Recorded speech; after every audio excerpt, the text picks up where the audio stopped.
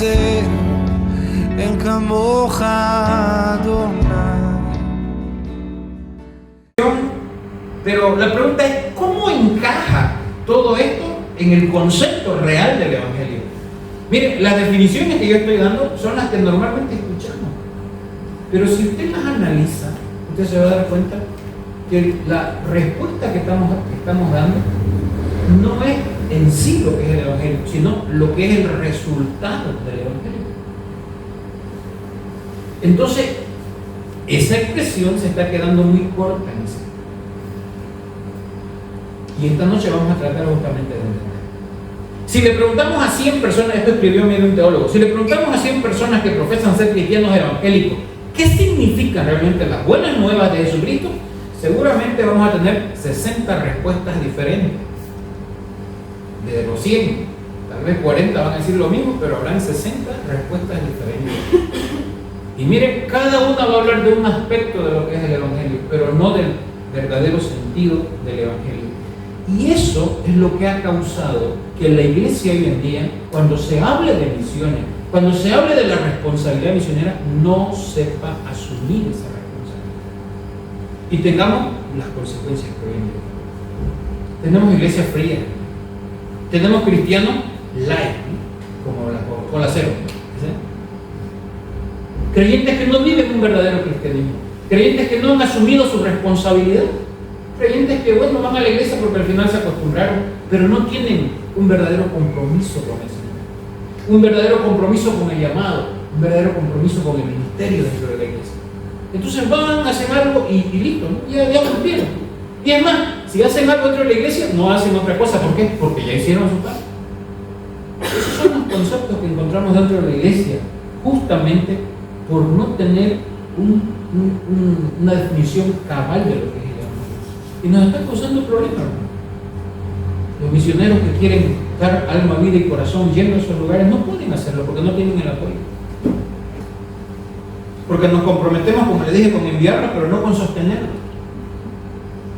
O porque hacemos un compromiso por fe, decimos nosotros, y los mandamos allá, pero nos olvidamos. A veces cumplimos, a veces no cumplimos, pero es Dios el que está a cargo, decimos, ¿no? Y automáticamente le pasamos nosotros a Dios la responsabilidad.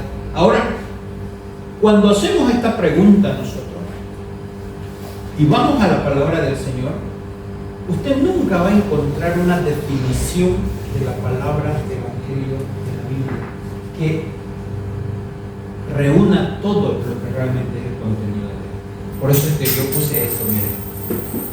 ¿Qué es el Evangelio? Y escucha esto, no podemos definirlo en una frase, o no podemos definirlo en una oración solamente, porque hay implicaciones de por medio. Y ahí dice, el Evangelio es la proclamación de Jesús en dos sentidos. Mire, en primer lugar, es la proclamación anunciada por Jesús, la llegada del reino de Dios en medio de estructuras humanas. El Señor Jesucristo, cuando vino a este mundo, eso fue lo que anunció. El reino de los cielos se ha acercado. Pero no solamente este aspecto de anunciar que el reino de Dios se ha acercado a la tierra, mire, para estar en un lugar donde las estructuras humanas son las que dominan en nuestro sistema en el mundo, sino la siguiente parte. Pero también es la proclamación acerca de Jesús, las buenas nuevas de que en su muerte y su resurrección Jesús hizo disponible el reino de Dios para nosotros. Y yo quiero mostrarles bíblicamente, porque esto no es, digamos, que se me ocurrió a mí, es decirlo, yo quiero mostrarle a través de la palabra del Señor. Y miren, el sentido del ministerio me va a ser, realmente tiene un sentido 100% bíblico. Hace un tiempo atrás estuve también dando una conferencia en Yacuiba sobre misiones, y yo les mostré, hermano, cómo es que Dios empieza su plan de rescate del hombre allá en el Antiguo Testamento. No lo vamos a ver esta noche, por supuesto, porque ese es otro tema, pero decidió formar una nación, le da una responsabilidad, la capacita, le da todo lo que necesitan para que se conviertan en luz de las naciones. Esa nación fracasa. Cuando entramos al Nuevo Testamento aparece el Mesías prometido para ellos y el Salvador para los gentiles, pero continúa con el deseo de que esa nación cambie y se vuelque a Dios. Porque el Señor Jesucristo empieza hablándole a los judíos. Cuando envía a los 12, lo envía a los judíos. Por eso estamos diciendo justamente, mire, la otra parte de lo que es el Evangelio, decimos las buenas nuevas de que en su muerte y resurrección Jesús hizo posible el reino de Dios para nosotros. Y esos versículos que están ahí, mire, uno por uno vamos a verlo. Marcos capítulo 1, verso 14 y verso 15. Y en dos versiones lo he puesto, en la NBI y en la Reina Valera 60. Dice, después que encarcelaron a Juan, Jesús se fue a Galilea a anunciar las buenas noticias de Dios. ¿Cuáles son las buenas noticias de Dios? Se ha cumplido el tiempo, decía. Miren, el reino de Dios está cerca. Arrepiéntanse y crean las buenas noticias. Eso dice la NBI. Tal vez usted no tiene costumbre de leerla en la NBI. Lea por en la Reina Valera 60, el mismo versículo. Después que Juan fue encarcelado, Jesús vino a Galilea predicando el Evangelio del reino de Dios, diciendo, el tiempo se ha cumplido y el reino de Dios se ha acercado. Arrepentidos y crean en el Evangelio. ¿Se da cuenta de dónde apunta Cristo? Está hablando del reino de Dios. Muchos de nosotros enfocamos el Evangelio solamente en la parte de la obra de Cristo, que ciertamente es el centro de todo, y después lo vamos a ver eso, pero no entendemos el verdadero sentido al cual el Señor quiere llegar realmente. Otra cita bíblica que vimos hace un momento ahí, Mateo 5:20, dice la Reina Valera 60, porque os digo que si vuestra justicia no fuera mayor que la de los escribas y fariseos, el Señor que está hablando, no de los discípulos, si ustedes, su justicia de ustedes no es superior a la de ellos, miren lo que dice a continuación, no entraréis en el reino de los cielos. Otra vez, la NBI dice, porque les digo a ustedes que no van a entrar en el reino de los cielos a menos que su justicia supere la de los fariseos y la de los maestros de la ley. No quiero entrar, hermanos, en la discusión, digamos, de si la justicia de los fariseos era buena o no. Ahí el Señor Jesucristo está diciéndole a la gente, si ustedes quieren ser como ellos, se van a ir al infierno. No tienen acceso al reino de los cielos. Y le estaba hablando de que la única justicia que puede llevar a usted al reino de los cielos es la que Dios da a través de Cristo, ¿no? La justicia imputada por la obra que el Señor Jesucristo hizo. Siguiente pasaje, Juan capítulo 3, verso 3, dice, te aseguro que quien no nazca de nuevo no puede ver el reino de Dios. En la NBI, y respondió Jesús y le dijo, de cierto te digo que el que no naciere de nuevo no puede ver el reino de Dios. Esta es la Reina Valera 60. Entonces, amados hermanos, cuando nosotros no entendemos que el Evangelio apunta hacia algo supremo o mayor, nos vamos a quedar con una parte del Evangelio. Y entonces va a causar un caos mental en aquellas personas que llegan a la iglesia o a las que le predicamos un evangelio a media o los resultados del evangelio y no le mostramos cuál es el verdadero sentido del anuncio de las buenas nuevas. Pero hay otro. Primera de Corintios capítulo 6, versos 9 y 10. Mire, ¿por qué puse esto? Porque usted puede decir, los pasajes que están en los 4 evangelios, los evangelios de la Biblia, son pues a judíos. Pues por eso se está hablando del reino de Dios. Pero ya este último que estoy dando, bueno, este último ya no es a judíos. Aquí está hablando el apóstol Pablo que le escribe a la iglesia de Corinto. Y miren lo que dice ahí él. ¿No sabéis que los injustos, que dicen, no heredarán qué cosa? El reino de Dios. Dice, no erréis, ni los fornicarios, ni los idólatras, ni los adúlteros, ni los afeminados, ni los que se echan con varones, ni los ladrones, ni los avaros, ni los borrachos, ni los maldicientes, ni los estafadores heredarán el reino de Dios. Lo mismo dice la NBI. Me olvidé ponerle. ¿No saben que los injustos no heredarán el reino de Dios? No se dejen engañar. Ni los inmorales sexuales, ni los idólatras, ni los adúlteros, ni los sodomitas, ni los homosexuales, ni los ladrones, ni los avaros, ni los borrachos, ni los calumniadores, ni los estafadores heredarán el reino de Dios.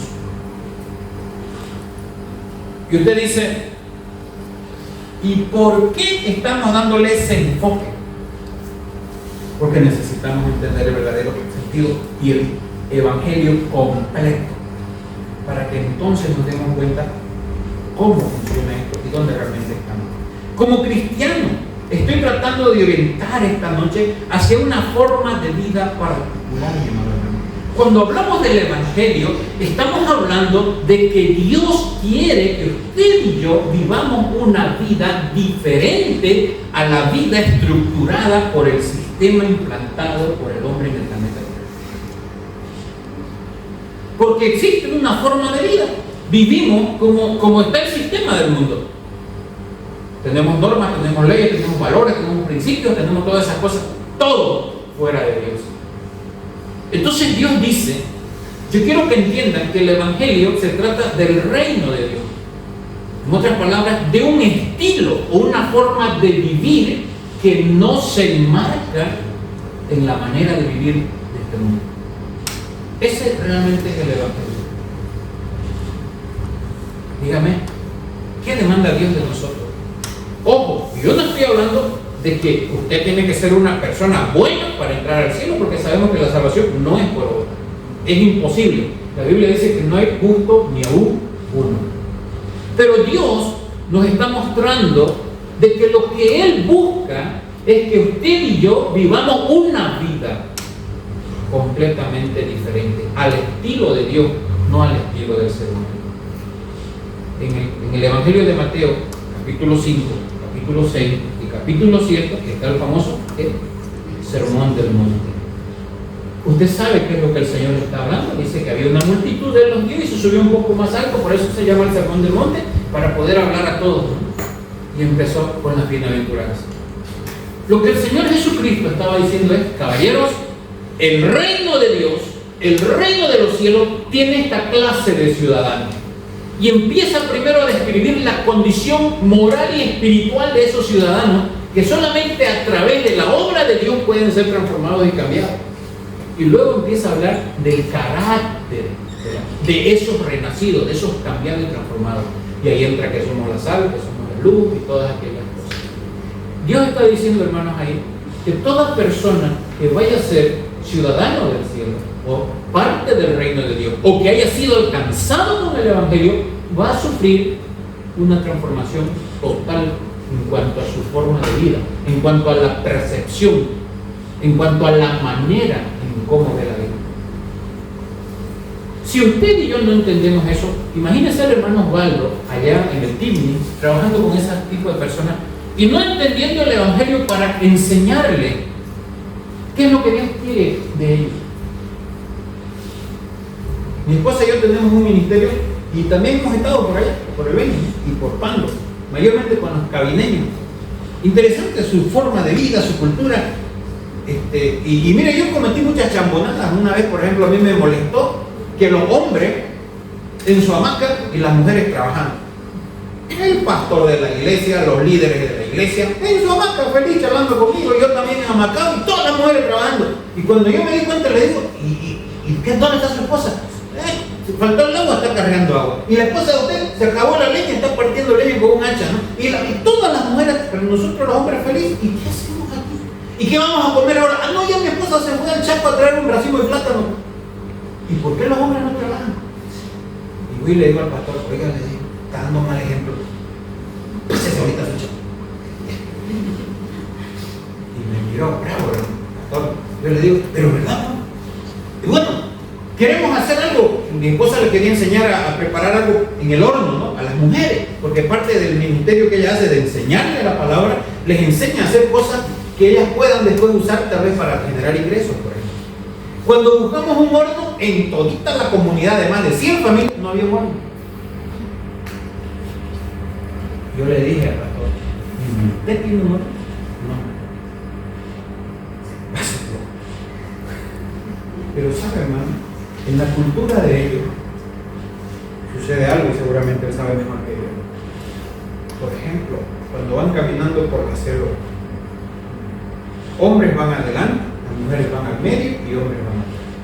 ¿Sabe quiénes van cargados con todas las cosas para comer? Las mujeres. ¿Sabe quiénes cargan a los niños? Las mujeres. Los hombres no cargan nada. Ay, uno dice, estos pues son unos flojos aprovechándose de las mujeres, ¿no? ¿Sabe por qué hacen eso? Gracias a Dios yo aprendí, ¿no? Y después me tuve que retractar, pero todavía les insinué que deberían trabajar. Los hombres van con las flechas y los arcos, porque si ataca un tigre, si ataca alguna fiera, ellos, al no tener el peso sobre sus hombros, pueden defender a su familia. Qué interesante, ¿no? Eso había sido parte de su cultura, yo no sabía. Pero yo le dije, no, ustedes ya son cristianos, ya pejó toda la historia. Hermano, ¿cómo le vamos a enseñar a ellos que Dios quiere un cambio de vida si no entendemos que el Evangelio se trata de eso? El Evangelio no solamente que nuestros pecados sean perdonados, y que ahora ya ganamos el cielo. No, hermano, el Evangelio va más allá de eso. Hay una forma de vida particular, y esa forma de vida particular es la forma de vida que Jesús enseñó que era posible, hermano. En un mundo caído, en un mundo gobernado por el diablo, en un mundo gobernado por el pecado, es posible una vida diferente. Y por supuesto esa forma de vida, hermano, el Señor Jesucristo la mostró mientras estuvo en esta tierra. Entonces, vivir a la manera del Señor Jesús es realmente el Evangelio. Vivir a la manera del Señor Jesús. Podemos tomar algunos ejemplos. No quise irme yo al estudio de la palabra Evangelio. Hay varios lugares en que se lo menciona por si acaso, pero en ninguno de ellos hay una definición. Pero por ejemplo, hermano, segunda de Pedro capítulo 1, verso 10. Este era otro, hermano, perdón, que no vimos, ¿no? Pedro, en Hechos capítulo 2, versos 14 al 40. El primer gran sermón donde se convirtieron como 3.000 personas.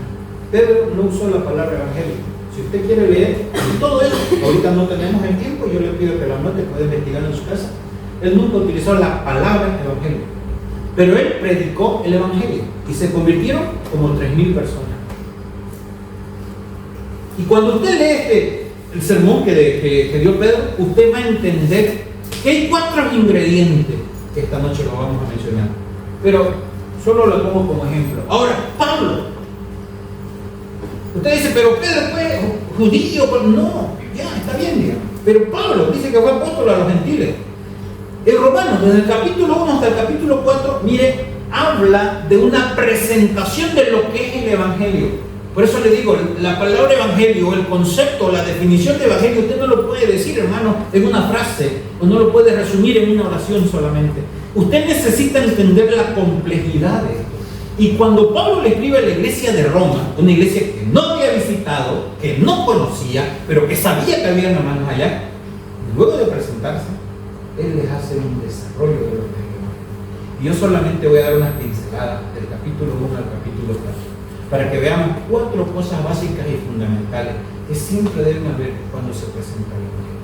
La primera cosa, hermanos, que encontramos acá es en Romanos capítulo 1, verso 17, exactamente el verso 18. Pablo comienza su presentación del Evangelio declarando que la ira de Dios ha sido manifestada desde el cielo. ¿Por qué Pablo empieza hablando de eso? Que la ira de Dios ha sido manifestada desde el cielo. ¿Por qué Pablo habla de la ira de Dios? ¿Qué tiene que ver esto con lo que es el Evangelio?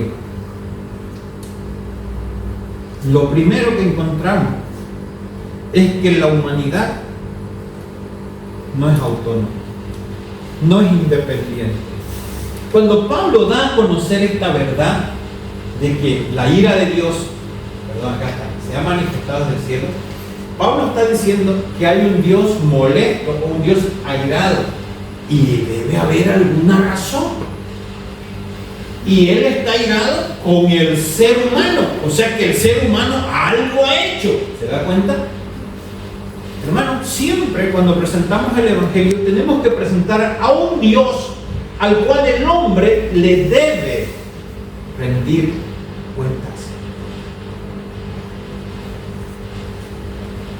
Usted y yo debemos ser conscientes de que le debemos rendir cuentas a Dios. Le vamos a dar cuentas a Dios. Yo siempre cuando me encuentro con un ateo, yo le digo, el hecho de que tú seas ateo no te va a librar de que un día vas a estar delante del que te regaló la vida y vas a rendir, ¿no? Aunque seas ateo, ahí se te va a acabar tu ateísmo, porque lo vas a ver el que te dio la vida y estás listo.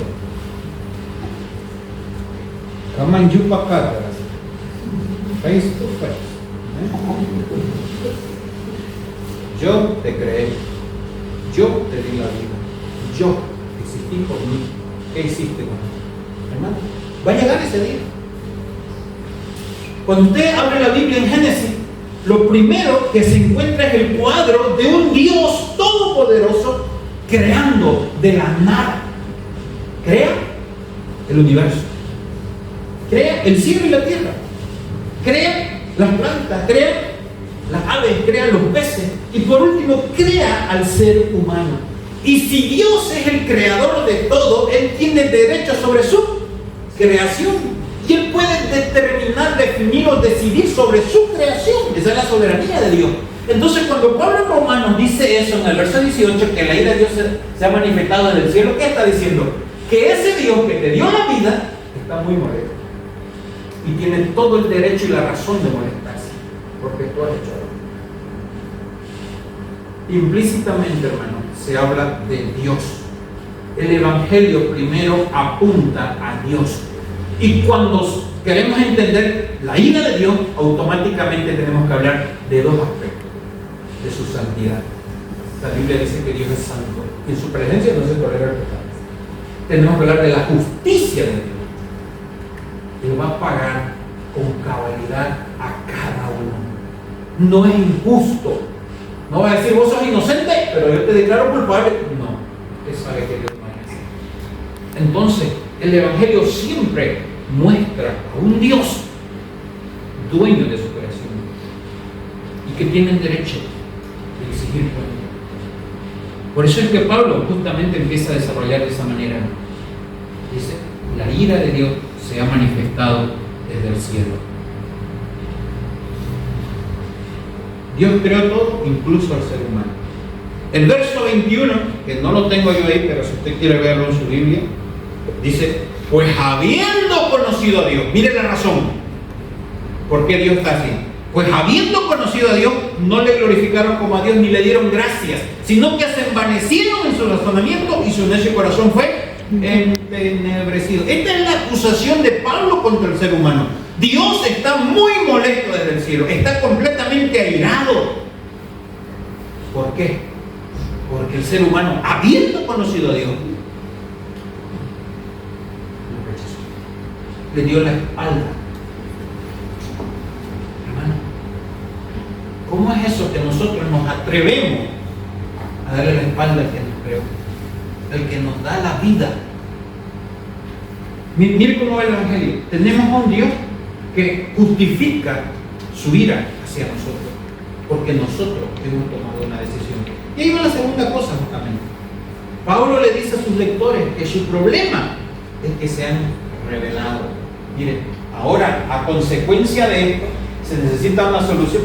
Segundo, Pablo les dice a sus lectores que su problema es que se han revelado contra Dios, verso 23. ¿Qué es lo que hicieron? Cambiaron la gloria de Dios incorruptible en semejanza de imagen de hombre corruptible, de aves, de cuadrúpedos y de reptiles. Ahí está, donde han estado ustedes. Yo estuve con los chimanes. Yo me fui a vivir con los chimanes un tiempo. No era creyente, me fui por otros motivos y otras razones. Quería ser político. Iba a ser político. ¿Sabe qué me invitaron los políticos para que yo me una a ellos? Los mieristas, los adenistas, los emenerristas me buscaron. No había el más, pero ya lo estaban armando en ese tiempo. Y entonces, como yo quería ser necesitaba conocerlo, yo vivía en San Borja y me fui a vivir con los chimanes, a aprender su idioma, qué comían y darle cuenta. Ahí probé por primera vez en mi vida la chicha patacada. En mi delante la prepararon y me la invitaron. Prohibido despreciar eso. Prohibido despreciar eso, porque si usted desprecia no es bienvenido. La primera vez que comí también todas las entrañas de un mono, como un plato exquisito, me lo ofrecieron para darme la bienvenida. Y después, pero miren, nuestros indígenas, los chimanes tienen un dios, el dios borracho. Cada que va a llegar una tormenta, dice que ese dios con sus dos mujeres y con sus botellas de trago, por las playas del río aparecen bailando. Ellos tienen su creencia. Los cabineños, hermanos, cuando van al monte a cazar y todo, hay un árbol que ellos lo reconocen a la distancia y que no se atreven a pegarse a ese árbol, porque dicen que es un espíritu, es un dios, hay que respetarlo. ¿Sí? Ahí está por cambiar la gloria del Dios incorruptible. O sea que la ira de Dios se justifica por la actitud del hombre. Y ahí nos remontamos al pecado de Adán y Eva cuando desobedecieron. Y miren que nos convertimos en idólatras. O sea, el Evangelio va a Dios en primer lugar. El Evangelio va al hombre en segundo lugar. Y pues el hombre no lo ve, digamos, como algo que, como lo creó Dios al principio, bueno, sin pecado, sino lo ve al hombre con su problema espiritual, caído, muerto en delitos y pecados. Mire, la segunda cosa que toca el Evangelio, Ahora vámonos a la tercera. Ahora, a consecuencia de esto se necesita una solución efectiva para este problema.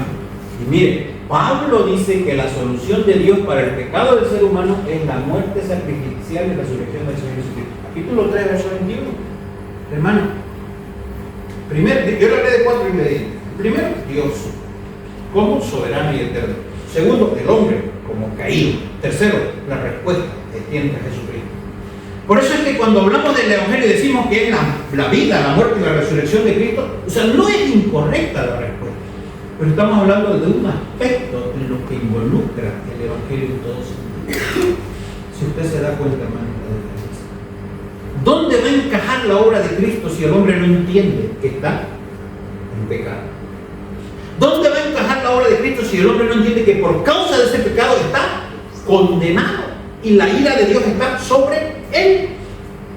Es mentira, hermano, si usted tiene un familiar incrédulo, si usted tiene un amigo, un colega de trabajo incrédulo que le dice, no, si igual Dios a mí me oye, ayer yo recé a Dios y le pedí y me lo concedió.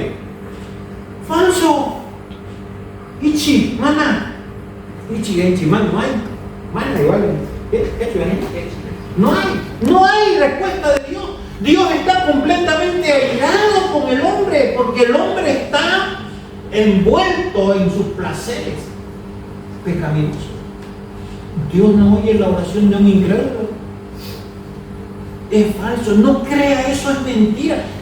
Ese es el problema de dar conceptos humanos en definiciones bíblicas. Y usted le dice, qué bien que Dios me escuchó. Mentira, Dios no lo escuchó. Claro, es que Dios hace llover sobre justo y sobre injusto, por ejemplo, dice la palabra, eso sí, todos se benefician en ese sentido. Pero cuando hablamos, hermanos, del Evangelio, necesitamos ver esto.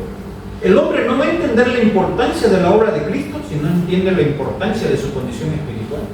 Y si no entiende que la ira de Dios realmente lo va a llevar y lo va a mandar al infierno por causa de su pecado.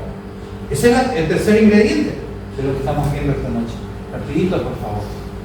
Sin embargo, todavía queda una pregunta más por responder. ¿Cómo exactamente se convierte esto en buenas noticias para mí? He aprendido que existe un Dios que creó todo y tiene derecho sobre mí para pedirme. He aprendido que yo he caído en pecado. Y por causa de ese pecado, la ira de Dios está sobre mí, estoy condenado. Ahora he aprendido que alguien ocupó mi lugar, murió en un lugar para que yo no sea condenado y vaya al infierno. Pero ¿cómo realmente sucede esto? Encontramos alrededor del Nuevo Testamento a todos los escritores bíblicos, incluyendo estas 4 cosas, cuando presentan el Evangelio. E incluyen, perdón, Dios, hombre, Cristo, y esta es la cuarta respuesta. Tiene que haber una respuesta de parte del ser humano. Hermano, tiene la persona que responder. Puede decir sí, o puede decir no. No importa. No es nuestra responsabilidad torcer el brazo y decir, así que Cristo, si no vas a ver, no. Así que el Espíritu Santo es el que convence de pecado, de justicia y de juicio. Pero la persona tiene que dar una respuesta a esto. Hermanos, Dios no actúa en una mente que entró en trance y blanquea los ojos, así como esas cosas raras que a veces aparecen. Y entonces, no, Dios lo hace en una mente completamente consciente. Mire lo que dice el Evangelio de Juan capítulo 3, rapidito, por favor. Juan capítulo 3, verso 36. Juan capítulo 3 no está aquí. Juan capítulo 3, verso 36, mire lo que dice. El que cree en el Hijo tiene, ¿qué dice? Vida eterna. Pero el que, ¿qué cosa? Quiere rehusar. No querer. Yo le digo a usted, vaya y traiga un vaso con agua y tú me dices, no quiere. ¿Entendió lo que le dije? Claro que entendió. ¿Y por qué no quiere? Porque no quiero. No entendí que queremos vaso con agua, no quiero. La palabra que rehúsa es aquella persona que conscientemente decide no hacerlo. Y aquí está diciendo, el que rehúsa creer en el Hijo, que dice, no verá la vida, sino que la ira de Dios está sobre él. Hermano, algunas citas bíblicas que quiero que usted anote para que revise en su casa, hermano, donde se presenta el Evangelio de la manera en que esta noche lo estamos viendo. Hechos 3, 18 al 19. Hechos 10, 39 al 43. Anótelo, por favor. Hechos 13, 38 al 39. Y Hechos 17, 16 al 31. Y usted, en estas presentaciones del Evangelio que están en estos lugares, usted va a encontrar estas cuatro cosas: Dios, hombre, Cristo, respuesta.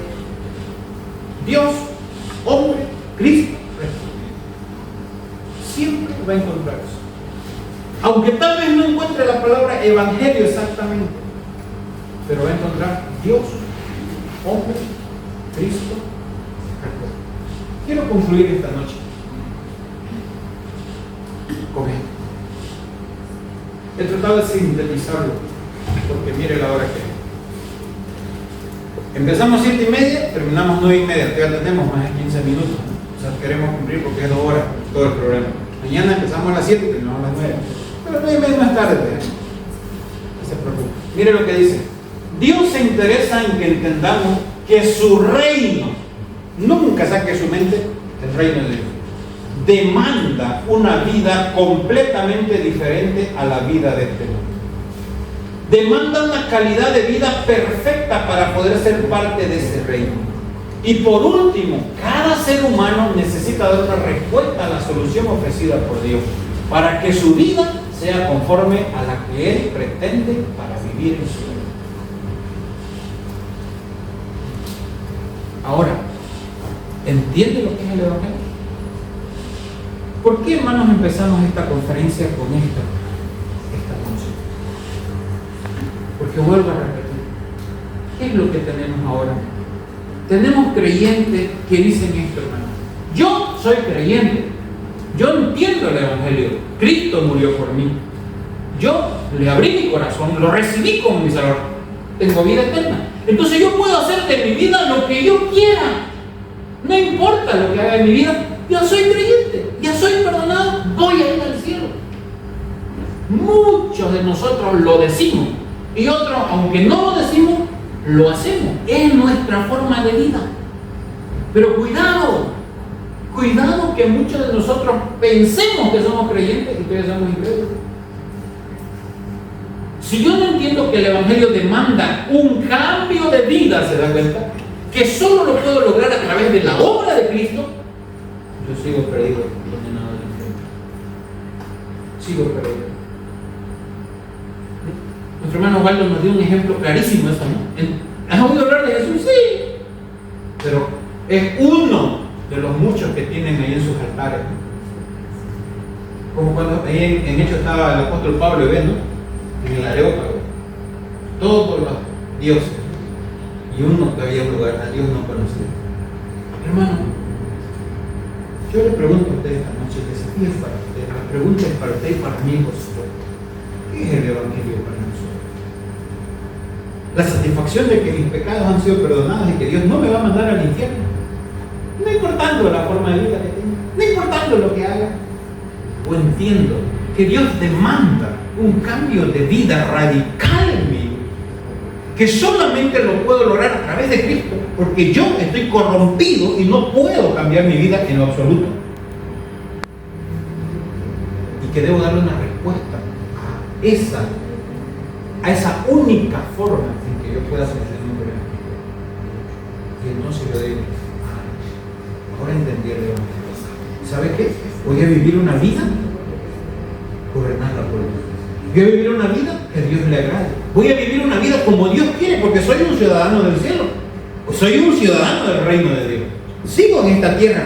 Aquí me estoy ejercitando para que cuando llegue el momento en que Dios me llame, entonces allá pues ya somos perfectos, ¿no? Acá todavía estamos en la lucha.